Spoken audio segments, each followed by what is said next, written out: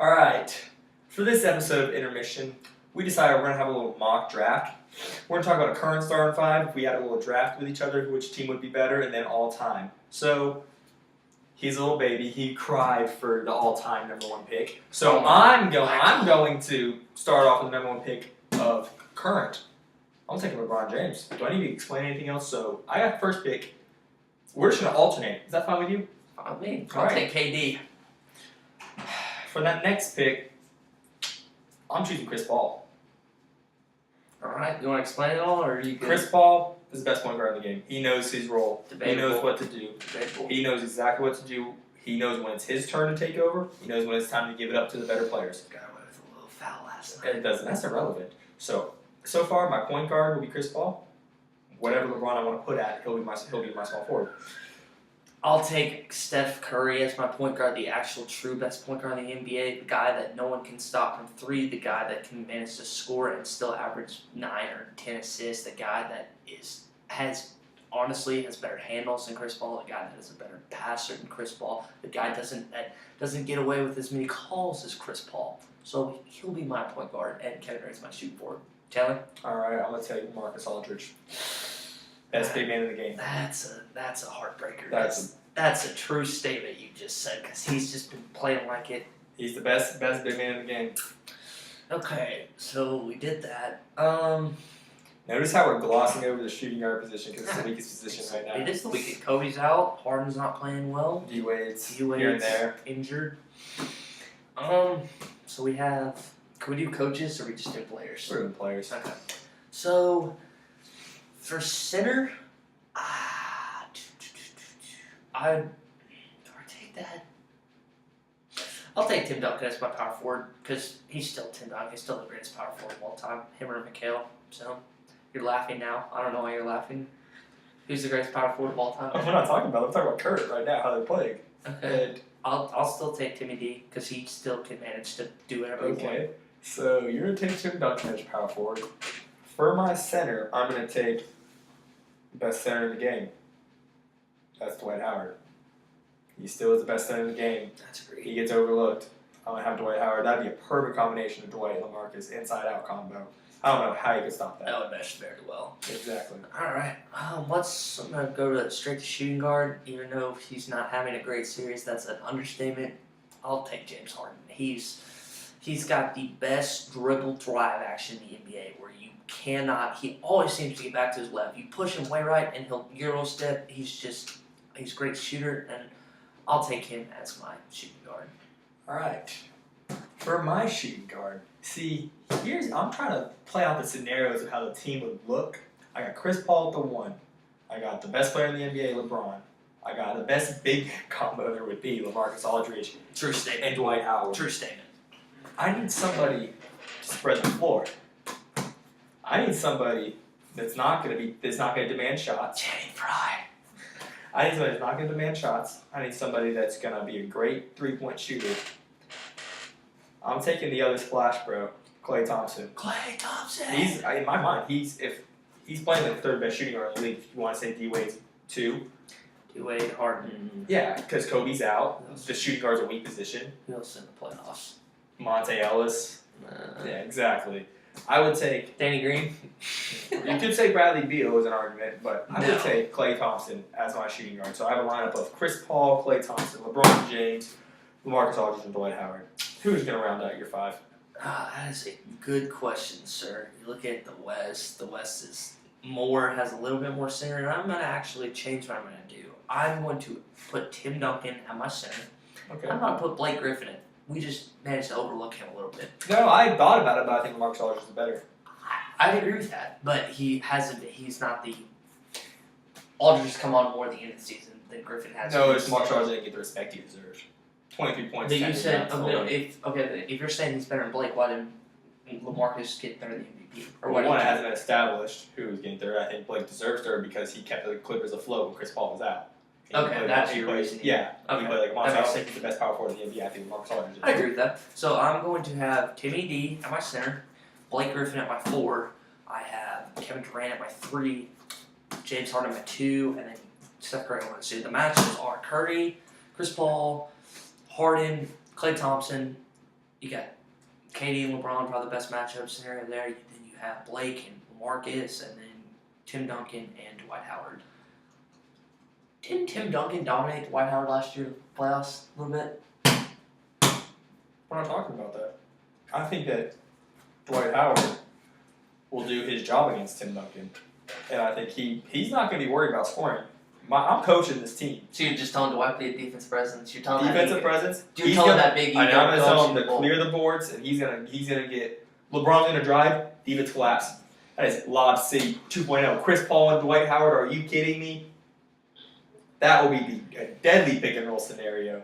Because the way I look at it, if I'm coaching this team, I have Blake Griffin, who's an underrated passer, probably the most underrated big man passer in the league. You have Tim Duncan, who's one of the best big man passers. Then you have KD, who can be selfish at times, but in a Team USA role, he knows what is. And this is basically The best Team USA. two Team USAs. Then you have James Harden, who's a great passer, who wants to be, and all these guys are alpha dogs, but they can most of them, if they're in on like the best of the best teams, they'll be. So this would be a great game, but I don't know. I think it. Let's pick it. We can move on. We'll let you decide if you want to comment and let us know that's below good. who you think would win. Just let us know. Good call. Now we're talking to the all-time starting five. You got first pick. Michael, Jeffrey, Jordan, greatest player of all time, will never be relinquished. Hopefully. Magic Johnson. Crap. Good call. Good pick. I can't give you Magic and Michael. No way. Two of the fiercest competitors of all time, probably. Him and Magic, gosh, that's why they just dominated him on the dream team. Okay, I got my shooting guard. I'll take Akeem as my center because he just can run the floor, block shots. I'm glad you picked center first because I'll just pick. It's hard to pick the center because center is an every other day topic for me. Like one day I think I read about Wilt and hear he's the best. Think he's the best player. And I think Shaq. Wilt. I wish I could have seen him, but I'm gonna take. Don't want me to get snatched up. I'm taking LeBron. I'm taking LeBron on this team. Two of the best playmakers ever played the game, right there. Yeah, but the question is, who do you have Magic run that point forward? Hmm? You don't have They can switch even off. a little bit. They can switch Okay. off. But Magic's not really a threat from the outside. I know that's why, but still, trust me. I thought about this team. They would have fun playing together. Exactly. They would enjoy it. Mike, Fast break. Magic. You got Magic in the middle on 3-on-2 fast break.